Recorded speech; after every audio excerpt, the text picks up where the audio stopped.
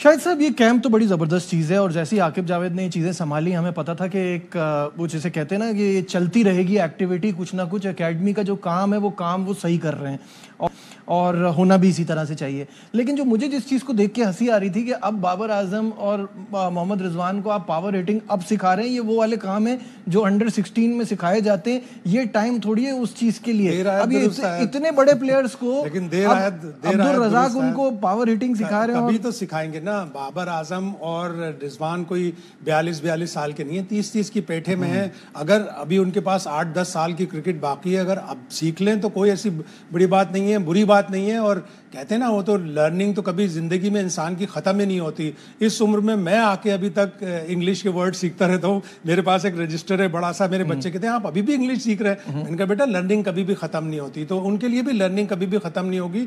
चाहे वो शाहीन हो, चाहे वो रिजवान हो, चाहे बाबर आजम, रूम पर इंप्रूवमेंट इज ऑलवेज देयर। और जब ऑस्ट्रेलियन प्लेयर देखते हैं, अभी मैं पढ़ रहा था यशस्वी जायसवाल का, कि जब उन्हें राजस्थान रॉयल्स ने लिया तो रूबिन बारूचा जो उनके स्काउट्स की वो पहचान करते हैं और उनको डेवलप करते हैं, वो रोजाना उनसे 300 रिवर्स स्वीप लगवाते थे। रोजाना के 300 रिवर्स स्वीप, रोजाना वो 100 ओवर्स थ्रो डाउन और बॉल खेलता था। 100 ओवर्स। जब भी आज यशस्वी जायसवाल का वो स्टैंडर्ड है कि उसे इंग्लैंड में हाथों हाथ लिए जा रहे हैं, उसे पूछा जा रहा है कि he will be the star. जिस तरह उसने 2 डबल 100 बनाए में, डेब्यू पे 100 किया, तो ये होती है वो कमिटमेंट। तो learning, but he was also very young ना, जो अभी तो इतने साल गुजारने के बाद, इतनी कप्तानी करने के बाद, इतनी चीजें करने के बाद, अभी राइट नाउ इनको खुद ये रियलाइज होना चाहिए कि इनकी क्रिकेट में कहाँ कमी है। इन्होंने रियलाइज नहीं किया। पाकिस्तानी प्लेयर्स की सबसे बड़ी खामी यही है कि हम बार बार कहते हैं कि 2 कदम आगे आते हैं तो 5 कदम पीछे जाते हैं, अपनी मिस्टेक से नहीं सीखते। गैरी कस्टन ने अपनी रिपोर्ट में